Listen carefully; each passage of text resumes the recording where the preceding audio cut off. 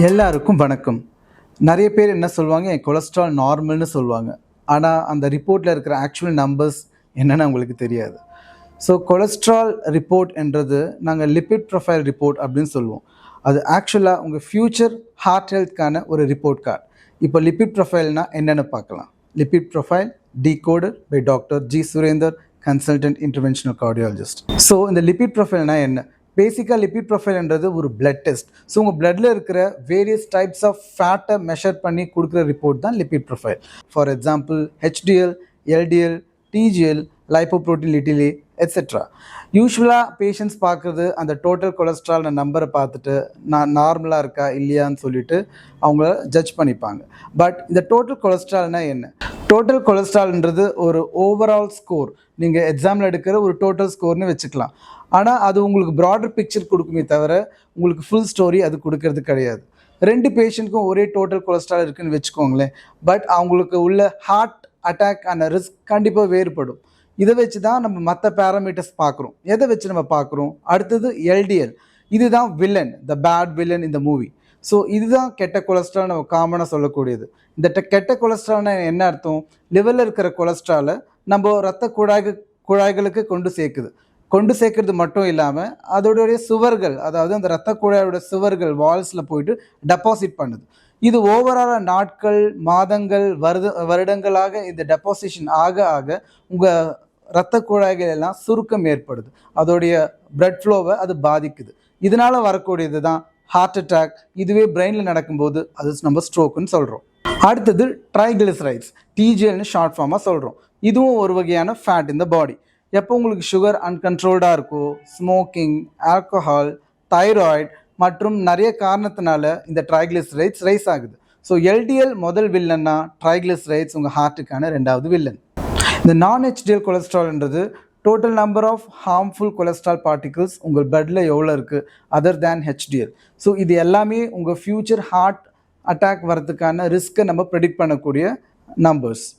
இப்போ நம்ம வேல்யூஸ் பார்க்கலாம். இந்த எல்டிஎல் கொலஸ்ட்ரால் நம்ம 100க்கு கீழே இருக்கணும். அதுவும் ஸ்டென்ட் வச்சவங்களுக்கு, பைபாஸ் பண்ணவங்களுக்கு இந்த கோல் இன்னுமே வேறுபடுது. அவங்களுக்கு இன்னுமே நம்ம ஸ்ட்ரிக்டராக பார்க்குறோம். எல்டிஎல் கொலஸ்ட்ரால் அவங்களுக்கு மினிமம் 55க்கு கீழே இருக்கணும்.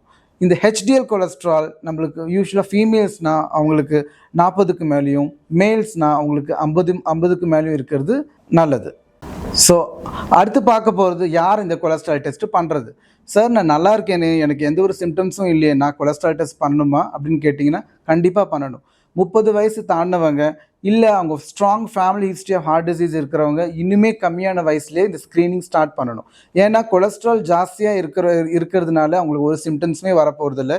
கொலஸ்ட்ரால் ஜாஸ்தியாகி அதனால் வர காம்ப்ளிகேஷன்ஸ்னால மட்டும்தான் பேஷண்ட்க்கு சிம்டம்ஸ் வரும். ஸோ நீங்கள் அது வரைக்கும் வெயிட் பண்ணக்கூடாது. Once you cross 30 years please get checked for your lipid profile. உங்கள் கார்டியாலஜிஸ்ட் கிட்ட கன்சல்ட் பண்ணுங்கள். அடுத்தது இந்த கொலஸ்ட்ரால் நார்மலாக இருக்குது சார், இப்போது எனக்கு ஹார்ட் அட்டாக் வருமா வராதா?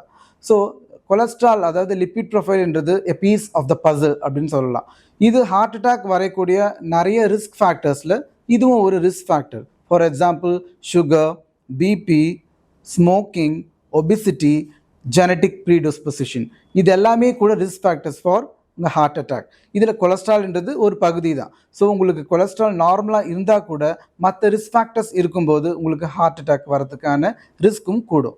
ஸோ உங்களுக்கு கொலஸ்ட்ரால் ஜாஸ்தி இருக்கிறதுனால உடனடியாக மாத்திரை ஆரம்பிக்கணும்னு அவசியம் இல்லை. யூஸ்வலாக உங்கள் கார்டியாலஜிஸ்ட் அந்த லைஃப் ஸ்டைல் மாடிஃபிகேஷன் பரிந்துரைப்பார். லைஃப் ஸ்டைல் மாடிஃபிகேஷன்னா என்ன? உங்களுக்கு ஏற்கனவே சுகர், பிபி இருந்ததுன்னா அது ஸ்ட்ரிக்டாக கண்ட்ரோல் கொண்டு வரணும்.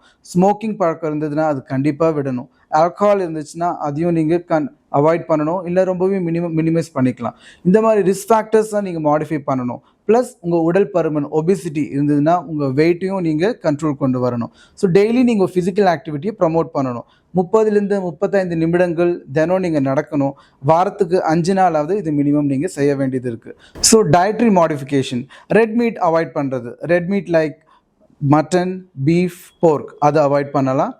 ப்ளஸ் உங்கள் avoiding processed foods and avoiding fried foods and avoiding foods which are rich in cholesterol and oil, அந்த மாதிரி ஐட்டம்ஸ் நீங்கள் அவாய்ட் பண்ணுறதுனால உங்கள் கொலஸ்ட்ரால் கண்ட்ரோல் ஆகிறதுக்கு வாய்ப்பு இருக்குது. பட் இது எல்லாமே நீங்கள் 1லேருந்து 3 மாதங்களுக்குள்ளே பண்ணி மறுபடியும் செக் பண்ணணும். இதுலேயும் உங்களுக்கு கொலஸ்ட்ரால் ஜாஸ்தி இருக்குன்னா ப்ராபப்ளி நீங்கள் ஜெனட்டிக்காக ப்ரீடிஸ்போஸ் ஆகிருக்கீங்கன்னு அர்த்தம். உங்களுக்கு மெடிசின்ஸ் கட்டாயம் தேவைப்படலாம். உங்கள் லிபிட் ப்ரொஃபைல் ரிப்போர்ட்டில் ஏதாவது டவுட்ஸ் இருந்ததுன்னா, அந்த நம்பர்ஸ் என்ன புரியலைன்னா கண்டிப்பாக நீங்கள் கார்டியாலஜிஸ்ட்டை கேட்கலாம். தேங்க்யூ.